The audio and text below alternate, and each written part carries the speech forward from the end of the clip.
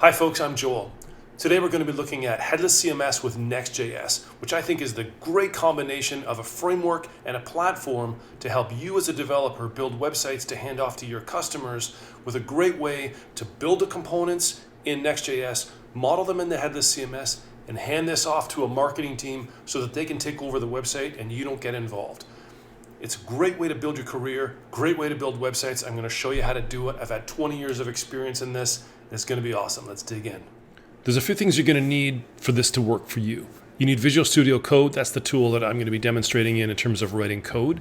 You're going to need a GitHub account. You're going to need a Vercel account. So these are both free. You can create them as you go here, but it's nice if you already have one. And I'm going to be showing you how to create an Agility CMS account. Full disclosure, I'm CTO of Agility CMS, what I think is the best headless CMS for working with Next.js. Let's actually create one of those accounts right now. So you're going to go to agilitycms.com/free. That's going to bring you to this sign up page. Go ahead and sign in with your credentials in there. You can create a password, use your work email, that kind of thing. If you already have an account, you can just go ahead and sign right in. I already have an account. When you do that, it's going to ask you for the name of your instance. Go ahead and give that any name that you want. I've already gone ahead and done that. And so I'll join you back here in a second. All right, so I'm inside my free trial that I just instantiated inside Agility CMS. I named it Next.js Dev 2025. And let's take a little tour about what is actually inside Agility that we're going to be hooking up to Next.js. The first thing to think about is the models of the content. So you can think of content models kind of like a schema for defining like what are the fields and the kind of content types that we have available. So there's three that are available in here. We have a category and a post. So this is like if we were doing a blog or something like that. And we have a site header that's set up. If we look at the post, we've got like a title, a slug, date, sort of basic fields and types that you would need to sort of set up a blog post. Not going to go too deep into the modeling just yet, but just going to give you an overview of the kind of things that are there. If we look at this tab, this will show us content that is using this model. One of the unique things about Agility is we set up the model, and then you have the content that uses that model. So if I had a bunch of different lists that needed this same schema or model, then I could set those up. So I've got one list of blog posts. We can also set up component models. Component models are meant to represent visual components, just like React components in a Next.js project. So it's perfect. And if we look at something like the text block with image, it's kind of like a hero component. So it's got a tagline, a title, image. It's all the visual things that we need content for that are mapped directly into the code. And I'm going to show you exactly how these are mapped in there. And what happens is we actually add this component onto a page, which is in the pages section. So in the pages section of Agility, you actually get a sitemap. This is a very, very small sitemap, but what this allows us to do is have all of the sitemap determination. So what pages are in the sitemap, what component is on each page, that's determined in the CMS, not in code. In code, all we do is implement the components and the slug for the sitemap, and it all just works. And I'll show you how it's done. So we have a page that's set up here. 2 components have already been added to this page. I can add more components on here, and you can see that I get all the same listing of components that I can add to my page that were set up in the modeling section. So I can go ahead and add something like, here, let's go ahead and add a heading component.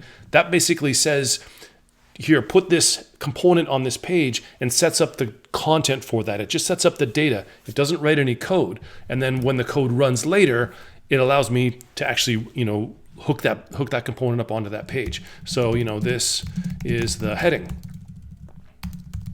Cool. So how this actually gets rendered is totally up to me, right? But the first thing we want to do is actually be able to preview this. So I want to be able to click preview. We have a default preview that's set up, but we actually want to hook it up to your code so that you can have a GitHub repository, a deployment of this. We're going to use Vercel because it has a great free offering. You could also use Netlify if you wanted to, or any other hosting platform, but those are the 2 most automated ones. But then we're actually going to pull down our Git repo and run it locally. So it's a really great way to get your workflow set up with a nice way to have source control as well. So we go into the settings section of Agility. We're going to click on sitemaps. I've already got mine set up, but I'm going to take you through the deployment, how you would do it. So click on Setup Deployment here. And if there's a default deployment, which there should be, you can delete that because that's a more of a shared code repository that sets it up for folks who are trialing that are not developers. But since we're developers, we're going to figure it all out ourselves. So we can deploy directly to Vercel or Netlify because those are automated deployments. Let's click on Vercel. I already have Vercel already set up and ready to go. So I'm going to do that. The private repository name that you can set it up here. You can make it a public repository if you want. So I've already done this once, but I'm going to do it again just for fun. I'm going to go ahead and create that project. It'll take a second. There's an Agility CMS integration that we'll click on here. So when we click, all that does is it's going to pull our keys that we need, like API keys, to authenticate this into Vercel. And that's going to build. Now, I already did the build, so we don't have to wait for this to go through. I'm going to close it. When the build is done, it's going to come back through to here, and now you'll be able to preview the site. So let's go ahead and go back to that page, and we'll click Preview. What Preview does in Agility is it actually takes you into Web Studio. Web Studio brings the preview. This is an iframe of the deployed version of my site in preview mode so that I can actually type content in directly and see it live in the site. And I can also just click save and I'll see the changes over here as well. So Next.js is one of the things that I love about this as a framework, besides the fact that it uses React Server components, is that it has preview built in. They call it draft mode. And that's been implemented with the Agility SDK so that as a developer, I write the component once and now I want to hand it off to a marketing team for this to work with this site. They have the ability to preview their changes before they go live, and they can use it inside Web Studio, inside Agility, which is great, which means I as a developer don't need to be involved with the folks that are building the site and working on it after I'm done with my code. I just need to actually build the components, which is the fun part. So let's take a look at the actual code that's driving this. So when you set up that Vercel deployment, it would have actually created a project in Vercel. So you can go into your vercel.com account and go and find that. And then if you click on the source, that's actually going to open up that repo for you and show you that repo. So you can go into the code and we can clone that. If you've been doing this for a while with GitHub, you probably know already how to do this. So what we're going to do is clone that repo and pull it down. So once you've got that cloned, you're going to see that as a project. So I'm zoomed in a bit here, so hopefully you can actually read this stuff pretty well through the video. But I've got my Vercel project here, and I'm using Yarn, so I'm just going to run Yarn to make sure I have all of the dependencies. So we got the node modules that's all set up. Now I can't run this yet because I don't have my environment files. So there's an example here of what you would need to pull down, and you can grab these from the API keys. There's actually a shortcut I'm going to show you. So if you have the Vercel CLI, so you can install the Vercel CLI and just run Vercel link and link it up to an existing project. And then I can run Vercel env pull, and it downloads the environment files, and here's my env.local. So it actually pulls my API keys for me. So we got the API keys into Vercel using the Agility integration, and then we were able to pull those down using the Vercel CLI. So I didn't have to go in and type all that stuff out, which is just a little bit of a convenience. So I'm going to run yarn dev, which is the standard sort of start running Next.js in development mode. So I'm going to bring it up in a browser here, and you can see this is my website. Here we go. It'll take a second to load. So this is running the site in preview mode locally. We also call it development mode. So you can see I've got the exact same thing happening that I saw in Web Studio. So this is the header component that I added. Now remember, I didn't change any code to get that component added onto the site. I just did that in the content. How does that work? Let's take a look. First thing we're going to look at is the app folder. So this is all of the routing is done using file system routing through the app folder, but there's only one file that's needed, one folder that's called our slugs, the main slug. And then there's a page folder inside there. Okay, so we've got a few of these Next.js things that I'm not going to go too deeply in right now. I'm going to come back to those when we talk about performance in a later video. But the first thing I want to look at is, I'm going to collapse a few of these things here and just look at the main page component. This is a React server component, so it's async, allows us to go and do things. And so we're going to basically call get agility page, which is a method that goes and says, based on the params that we're looking at, so the slug essentially, go get the agility data for that page and return it. Let's actually just take a look at what that actually looks like. So let's just do a console.log agility data and see what that is. So it automatically refreshed when I did the hot module reloading there, super fast. And so if we actually look at this, we've got our page and it's got a bunch of sort of boilerplate stuff that comes through. Let's jump back to Agility for a second and see what that looked like. So the page properties, this is my home page, and there's a few properties here. We've got, this is the page ID.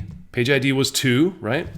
Let's look at some of the other SEO properties that were on there that were typed in. So we've got a title, we've got the meta description. So there we go. So there's our title. We've got the meta description that comes through here. So all of this comes through as JSON data that we can use to render our page out using Next.js. So that's the really cool thing. And then all of our components are in here as what's called zones, right? So what we're going to do is actually render those content zones out as components, right? So let's take a look at that, how that actually works. And that happens inside the Agility page template component. So let's jump into the components folder here and look at, under Agility pages, we've got only one template in this, and we use the content zone component to output all the components that are in our main content zone.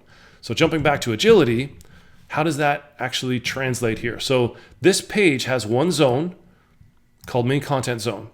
That is what we're outputting in here. If I had multiple zones, I would have multiple of these components that I would implement here. Maybe I had multiple columns. Most sites just have one. There's usually a header, the component zones, and then the footer, right?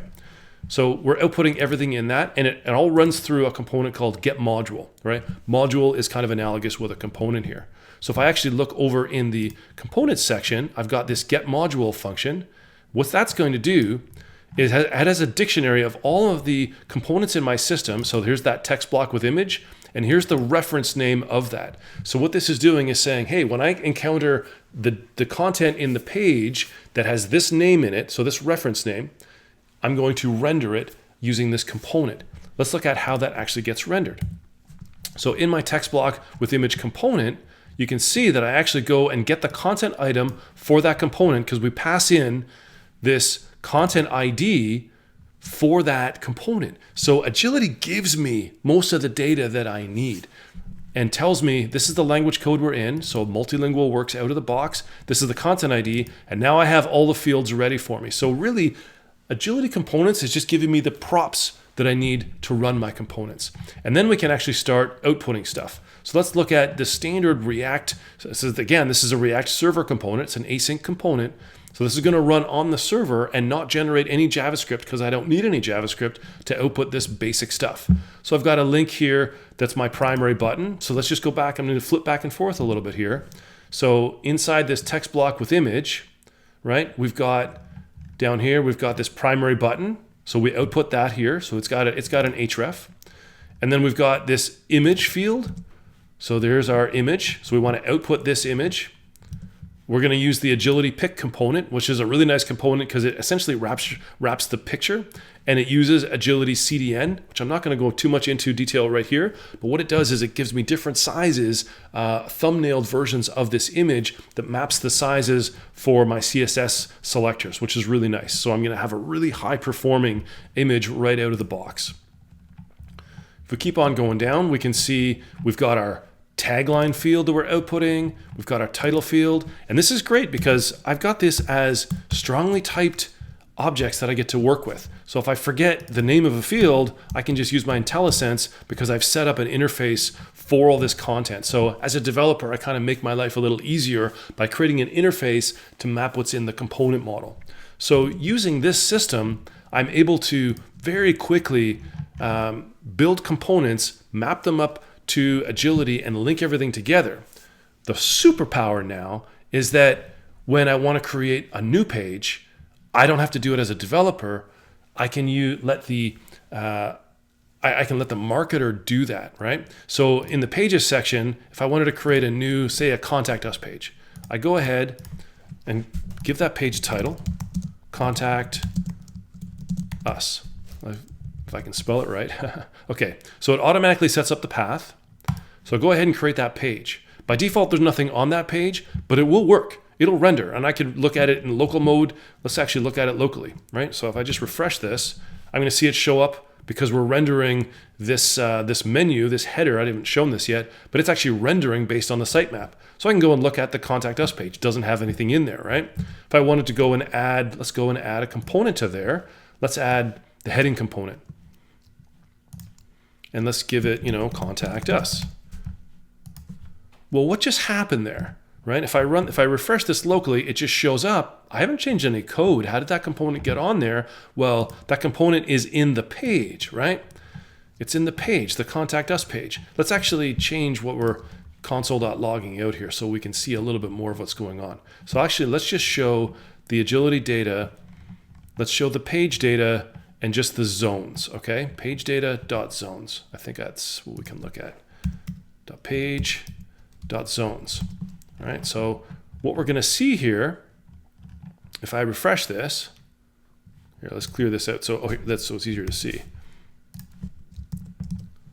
All right, so here's my zones. I have a main content zone, right? So that's the zone that we're going to render, and I have a heading module, right? Heading component, and it has an object in there that we're going to render. If I look at the heading component in my agility components, here it is. It's a very basic, it's just got a title. That's all it's got. We're going to grab that content item and output it in some markup inside an H1 tag here, right? Super basic setup. If I wanted to render more fields, if I wanted to add more fields onto this or more settings that I wanted to use to determine how this is going to do, I would add those to the component model.